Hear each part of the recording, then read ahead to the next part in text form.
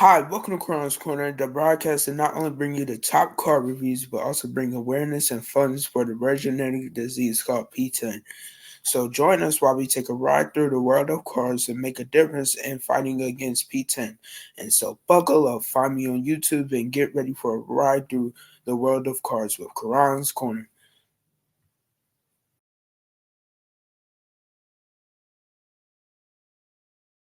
I can go up to 5:30. Okay, it's starting to record now. Hi, my name is Karan. I'm your host for Karan's Corner. Today I'm here with Mr. Pastor James Jackson, and today we gonna be having some questions for him. We had the honor of having him on the corner for the first time ever. So our first question here is: do you enjoy the minister side or the operational side more in the church?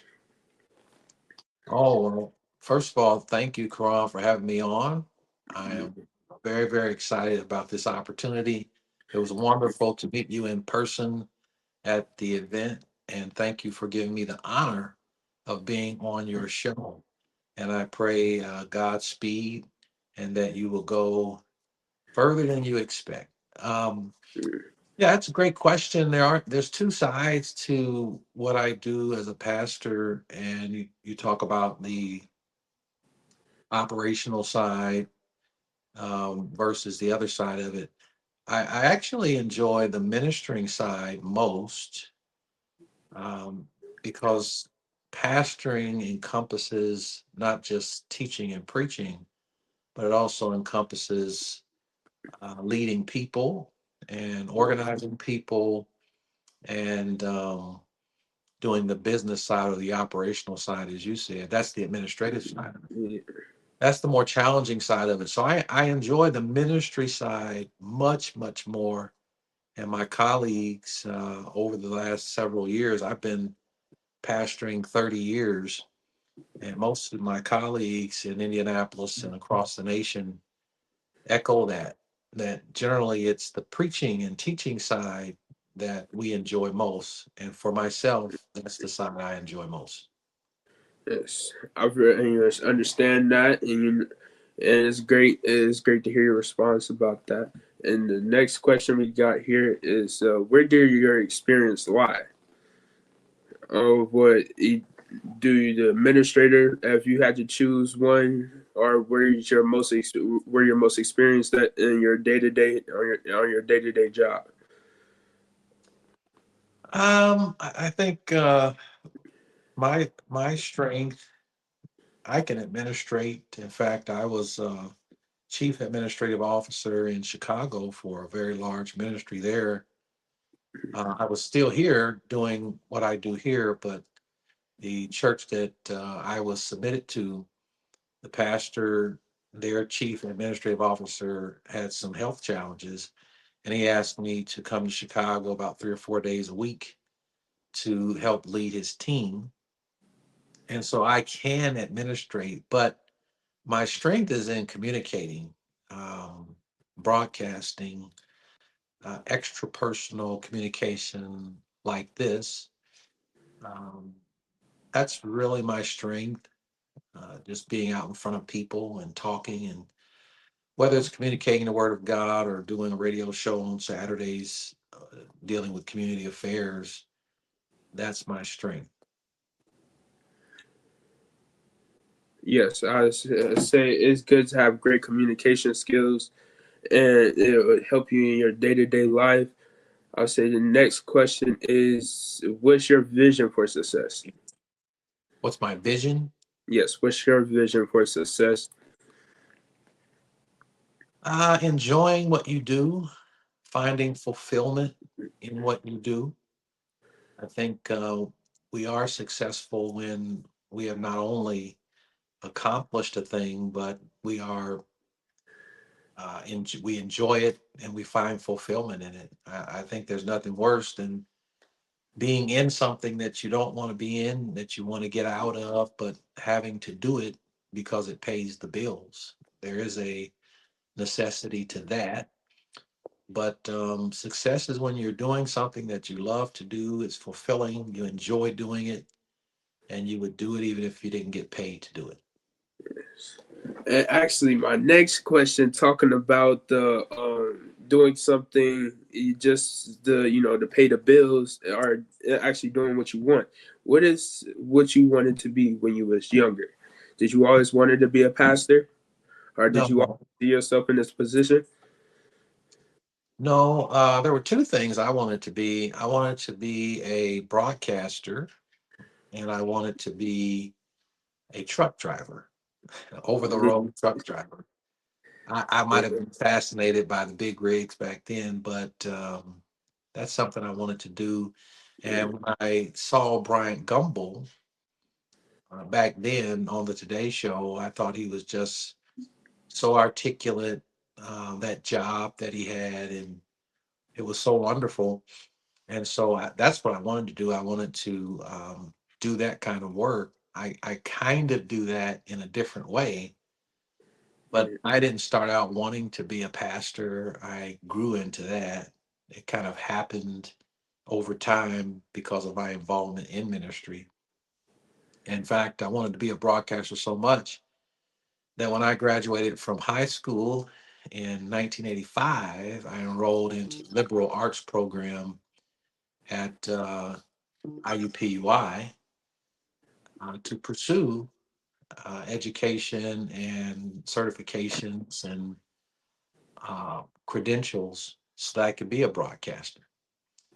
Um, but I didn't stay in that program very long. I ended up getting involved in some other things professionally that kind of drew me away from that. But eventually, when I started pastoring, I did eventually get back involved in broadcasting. In fact, I started the church that I pastor now from nothing. We had about 10 people on the west side of Indianapolis. And after the first year, I got on radio, and I was on radio back then. So I've been on radio, television, and now social media for 29 years. I Yes. was I was one of the only pastors in Indianapolis that I'm aware of that at one time I was hosting a radio show, a TV show, and a social media show Oh, so weekly. you done did a little bit of everything, so you was able to get an experience of mostly everything. Yeah, yeah. Yeah. Well, I think you ought to do as much as you can to reach as many people as you can. So and I had the opportunity to do it, so I did do all three at one time. I'm not doing that now, although I'm still doing social media, and I do a Saturday show for Urban One called Unity in the Community. So all but the TV now. Yeah. Why you end up stop doing TV? It just wasn't the right time. No, I decided to run for mayor of Indianapolis in the last mayoral run. I wanted to, well, actually, I wanted to run for a state position, a state senator or representative, but someone talked me into running for mayor. And I thought it would be a good thing to do. And so I did. And as a result, there are equal time laws. And as a candidate, I could not be on television and radio, while other candidates would not have that same exposure. So I had to come off the television and radio for a short period of time while I was running for mayor. Talking about your time running for mayor, what was you say your experience about it, and what would you take away from it? Well, Quran, it's the greatest experience, in my view, of acceptance or rejection. It's one of the greatest experiences in rejection and acceptance. People you don't know in a city like Indianapolis, as large as it is, we have 14th largest land mass in the United States of America, almost 400 square miles, and one of the largest cities in America. So that's a lot of people, in excess of 600,000 registered voters. And if you win, a lot of people accepted you. If you lose, a lot of people rejected you. I wasn't ready for that. If I could go back, the first thing I would have done was to hire a campaign manager which I ran my own campaign. And adjacent to that, I would have hired a fundraiser, and I would have started raising money 2 years before I was going to run for the office. Because no matter how good you are, no matter how articulate, brilliant, or whatever you think you are, if you don't have any money to get your message out there and to get out in front of people, you more than likely you won't win. Yeah, just like they say, money runs the world. If you don't got the right amount of money, you just can't able to get the word you wanted out there, and to see what it does out there. If you're able to get accepted, or you're gonna get rejected. Yeah, But the yeah, next, it's but the quite an next, experience. Quite an experience. I'm glad I did it. I didn't want to be one of those people, Karan, who at 75, if the Lord blessed me to get that far in life, 80 years old, sitting around saying, well, I wonder what would have happened if I would have did that. I didn't want to be one of those people. So I believed it was the thing to do. I didn't have any inclination that I shouldn't do it. So I did. And I'm glad that I did. I learned a lot. I'm still interested in politics. I'm still interested in statecraft. Again, that was my initial interest, to be a state senator or a state representative or a United States congressman. And so at some point, I do plan to get back out there, and one day you'll be interviewing me as a elected official. How about that? yeah, hopefully, yeah, I'll keep my prayers up. Yeah, I Yeah. mean you'll be real big by then, and I'll have to stand and get on your show. Yeah. My next question here is: do you ever see yourself in a senior pastor role? Why or why not? Do I ever see myself in that role? Yes. I'm in that role now. Yeah. I call it lead pastor versus senior pastor. And I've been a lead pastor now, AKA senior pastor, for going on 30 years now. So next year, April 1st, will be the start of my 31st year. That's great. What's next question we got here? So, what's the typical day look like for you? Oh, wow. Typical day, I'm up at 5:05 a.m. It used to be 5, but I wanted a little extra sleep. So it seemed like 5:05 gives me just a little bit more of what I need. So I'm up at 5:05. After I get myself together and do my daily devotions and some postings on Facebook. I have a community. I have two communities on the school app. Communities are trending now, and I think they're the next big thing, where we can own our own communities and build them out. So I have a free community called Fervent Prayer Church, and then I have a subscription or paid community called First Hour Prayer, where I coach people in faith, fitness, and finance. And so I do some postings on that. And then at 6:30 a.m., I'm doing First Hour Prayer. And First Hour Prayer is a devotional program that goes all across America. We've got cities from all across America, all the way to California, over to New York, and just all over the place. And then we have several countries: Australia, Africa, Pakistan, Haiti, all different kinds of um, people are on with us in the mornings at 6:30 a.m. to 7 a.m. and then at 7:15 a.m. Now that's on Facebook to start, and then at 7:15 a.m. I go on YouTube, LinkedIn, and the church's Facebook page and do a second installment of, of that particular program. And then after that, I go to the gym and get my fitness in. And then after I work out, which I work out 6 days a week, I'm headed over to the office to take care of some work there. And then after that, I pick my grandson up, take him home. Well, we go to CVS first. He likes to stop at CVS and get a Yeah. snack. Ain't Yeah, nothing like that candy trip. That candy trip with your grandparents. Yeah, you able to get all the good candy. So you I know love about you candy. know about that, yeah. Yeah, I know So something. we do that, and then after I drop him off, depending on what day of the week it is, I go to rebounding classes in the evenings, or we have a Bible study on Wednesday nights when we're in session. And then I get a chance to have dinner, rest, and start all over again. You have a busy day going from 5 to down there at night. But I wanted to ask you more about your you're broadcasting and how you more going out to the nations like Haiti, and how what did you take away from that since you started it? The universality of topics that impact all of our lives. We are more alike around the world than perhaps we realize. We speak different languages.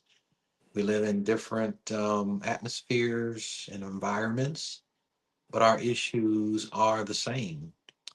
And that's the biggest takeaway. If you've ever heard of, and if you haven't, Abraham Maslow's hierarchy of needs. It's a really good study, and it's a really good tool for people to have. And in his hierarchy of needs, it's a pyramid, and then there's at the bottom just some things that people need, and it goes on up. And at the top is self actualization. And the things at the bottom are things that we need to be self actualized to reach our fullest potential. And so what I have found that we are all alike in that regard across the nation and around the world. Everybody has basic needs. And if we want to be successful, you find out how to meet people's needs. And at the end of the day, when you really think about it, when we all start out, whether it's at 5 o'clock in the morning, 6, 7, 8, or 9, we're all up. And if you're employed, we are out meeting people's needs. Whatever work that we're doing, it's all about solving people's problems and meeting people's needs. Another good resource is Plato's Republic. And I read that a few years ago, and it talks about how to build cities. And it's just amazing how that works and how that happens, and how cities are really built around the needs of people. And it still happens that way today. I see that happening in McCordsville even now, and some of the other smaller cities outside of Indianapolis. Yeah, smaller cities getting built up, is built around needs like the local more. They needed more local grocery stores. Like it's more built around the needs of the city and seeing what's needed.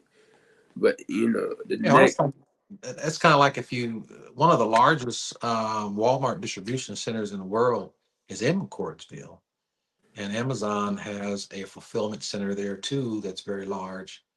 So when you do something like that, then the people who work there, they're going to need optometrists, dentists. They're going to need clothes, shoes, cars, fuel, education, uh, worship spaces, and so all that kind of starts building up. And then yeah, people start coming in and building up those things around that particular business. And that's kind of how it looks. In fact, that's what happened in Gary, Indiana many years ago when they had the steel factories there when in that at that time. But when the mill closed, as they call it, then all those jobs went away, and so the people left also, and Gary really suffered behind that. So yeah.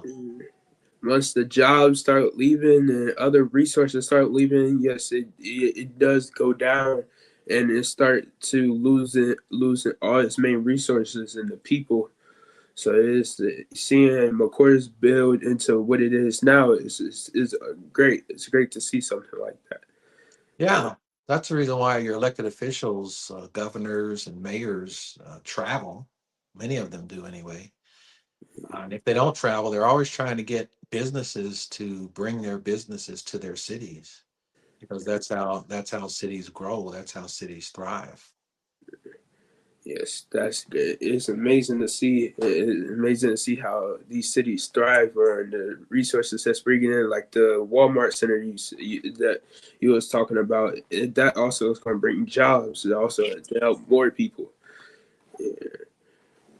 But the next question I got for you is, what's the largest staff, or what's the largest team that you led being lead pastor? The largest team that I've led being a lead pastor is my volunteer team for the ministry. And it depends on how a ministry is run. Sometimes churches, well, they're called, a lot of times churches are called storefront churches, and which typically are much smaller churches and are not run with a paid staff and all that kind of thing. But I didn't run it like that. I had paid and volunteer staff, and at one time we had about 50 people who were functioning in ministry, whether it was a volunteer person or a paid person. So it was a pretty big team and a pretty good payroll that we had going on. I don't have that large of a team now.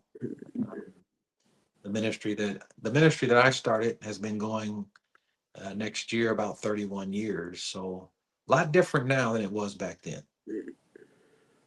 That's great. It's just keeping if you got a good team, you keep it, and you're able to keep it going for like That's the years at a key. time. Yeah, that's the key. Yeah.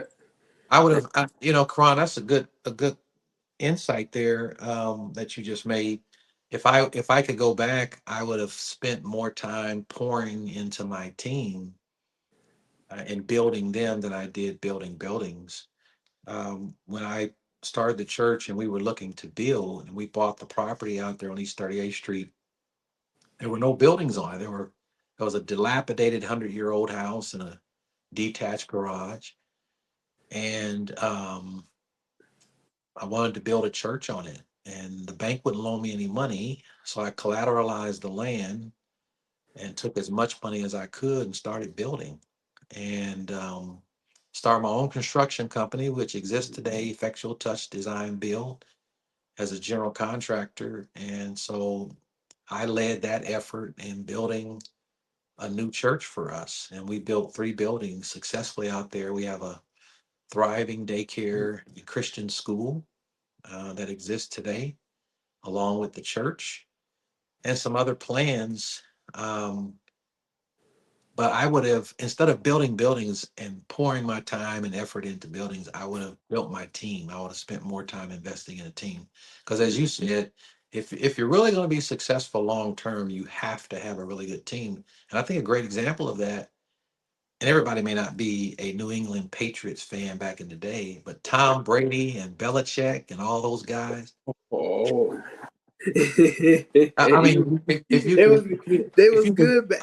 Yeah, they was well, good back in the day. if you can pull away from Eh, the team, the name of the team, and just look at what they were able to accomplish. They, And they lost their touchdown, but they was well, good back in the day.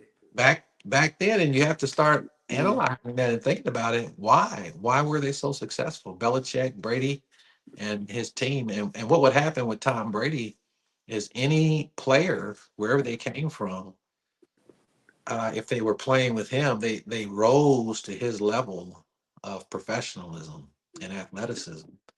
And so, Yeah, yeah, even his teammates now talk about how much they Tom Brady did for them and all the inspiration that Tom Brady gave them yeah, while they was playing with him. Yeah, and that's how it was with Michael Jackson too. If you've ever seen the um, the documentary "This Is It," and the guy that was running that, I don't immediately recall his name. He told everybody who was auditioning, he said, "Well, when you're dancing with Michael Jackson, it's different. Wherever you come from, it's just different." And so everybody would rise to the level of his professionalism. And that's true leadership. So I think one of the things that we should do is invest in our own leadership development. I love leadership. In fact, I'm working on my doctoral thesis. I have a master's in divinity, and I'm working on a doctorate in transformational leadership. Hopefully, I'll be graduating next year. I'm on chapter 3, congratulations. Yeah, and So maybe by the next time you interview me, I'll be an elected official and Dr. James Jackson. Who knows? Yeah. You added to it, pastor, doctor. You gonna have all your names. Yeah. Well, there's a scripture that says make full proof of the ministry. And if we extrapolate that text from the scriptures and apply it to life, most of us only operate at about 50% of what we're really capable of. Most people don't do as much as they could. And so I have always gone as far as I could and then not to see how much further I could go. And so the reason for the doctorate was so that I could um, help businesses and coach businesses and with their leadership. And I don't know if I'll do that with it. Maybe I'll teach, be an adjunct professor. I don't know. We'll see what happens. Yes. Talking about businesses, what advice would you give me going into more of the future and going more into broadcasting as the years go on? Uh, I would say the best thing I could tell you is to apply yourself, to really, really apply yourself. I remember when I was in fourth grade in Muncie, Indiana, at Garfield Elementary School. My teacher's name was Miss Rowe, and she was a black woman, in fact. And she wrote on the back of my report card when they used to do it that way. Um, if James would apply himself, he could do much better.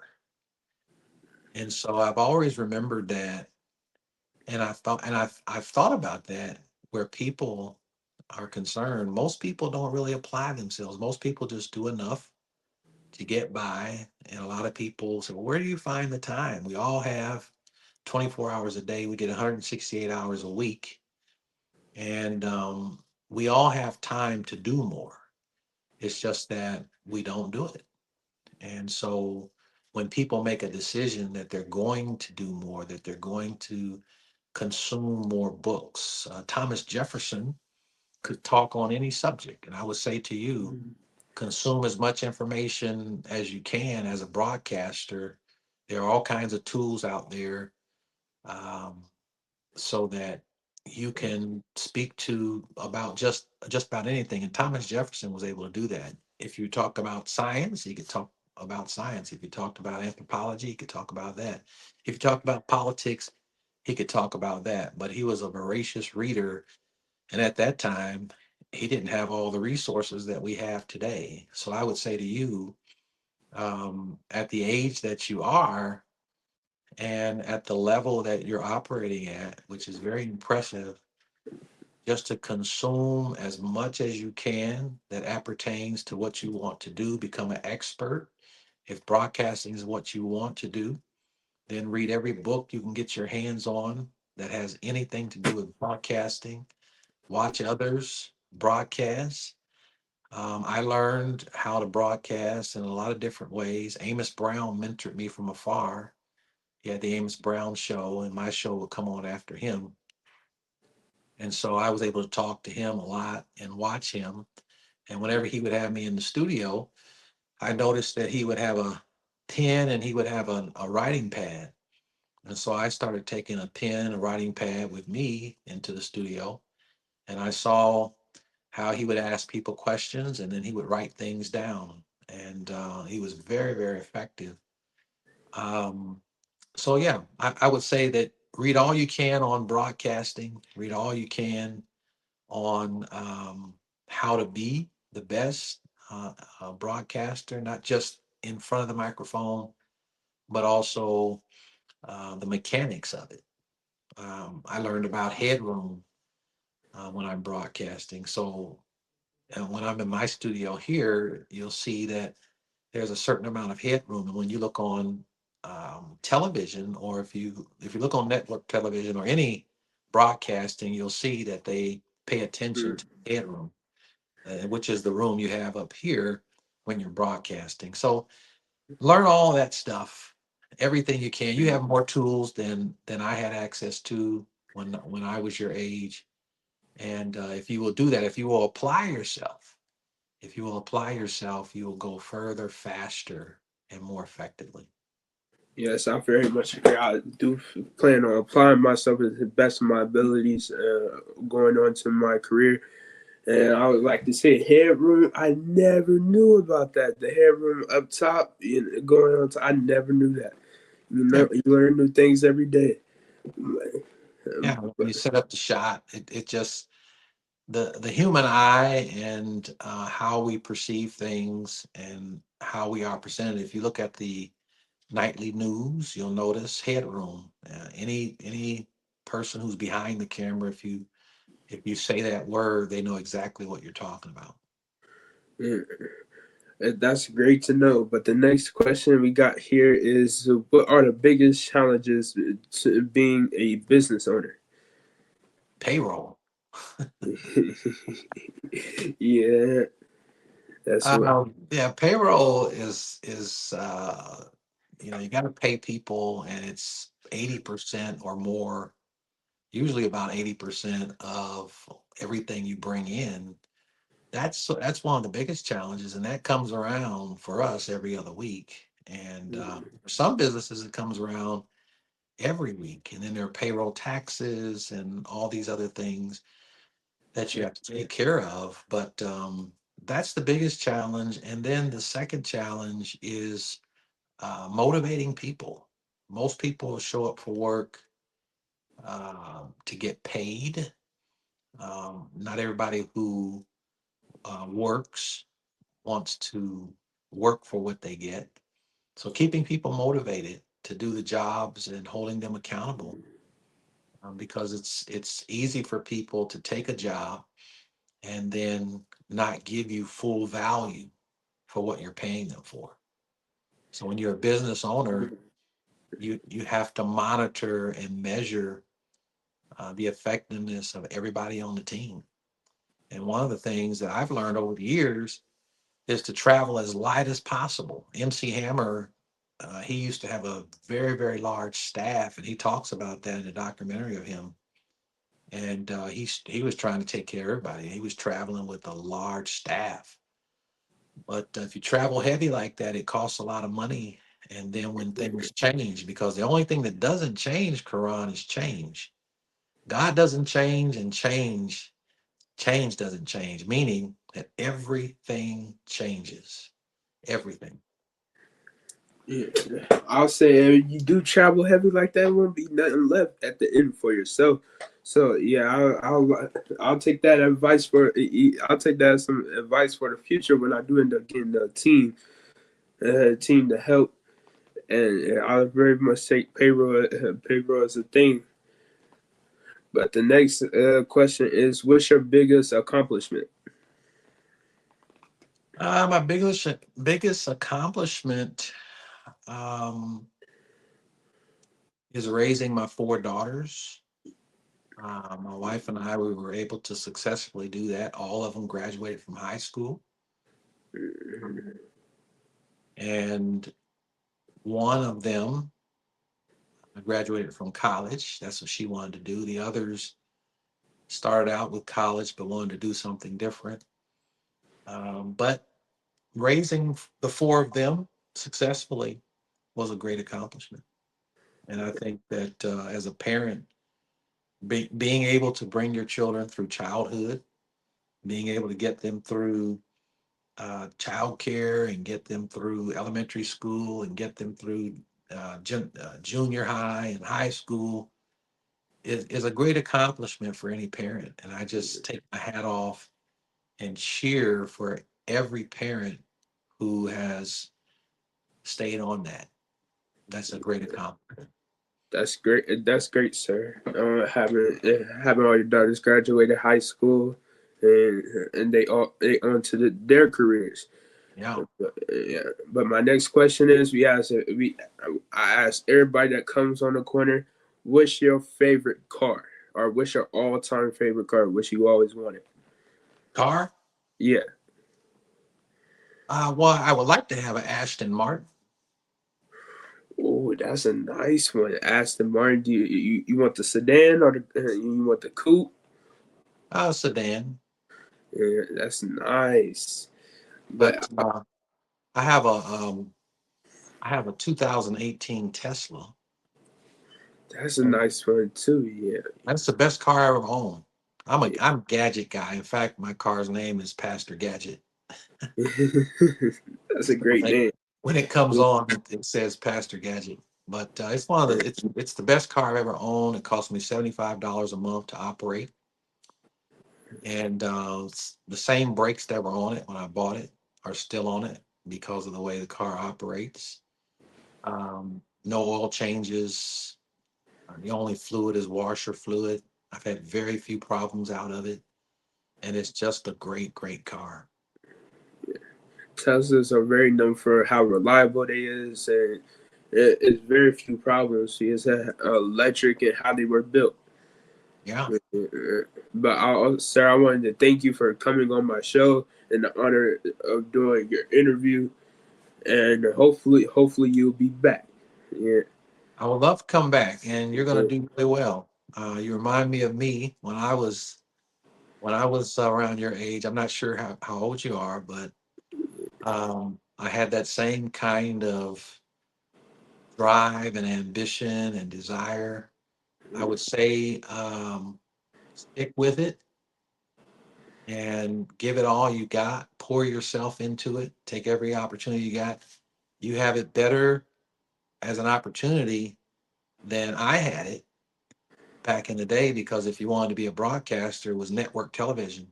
And so now we have streaming art, we have YouTube and different things like that. So even at your age, you can be a top-notch broadcaster. You're doing a really good job actually today. And you can just go as far as you want to go because of the technology that's at your fingertips. Yeah. Master the technology. Yeah, that's the plan. It's so many tools. It's kind of hard to not succeed, especially in this generation. It's kind of hard not to succeed. Yeah, You know about Think Media? Have you do you know are you aware of that one? nah, So that's a resource I'll gift you on today. It's called Think Media on YouTube. And if you're a broadcaster, every broadcaster should be checking out Think Media. thank And me. yeah, it will help you in a whole lot of ways. I'll check it out. But yeah, I want to thank you again. We coming towards the end of the interview. Thank you again, Pastor. And I'll see you next time. I'll make sure you get the interview when it comes out. All right, Karan, thank you. All right.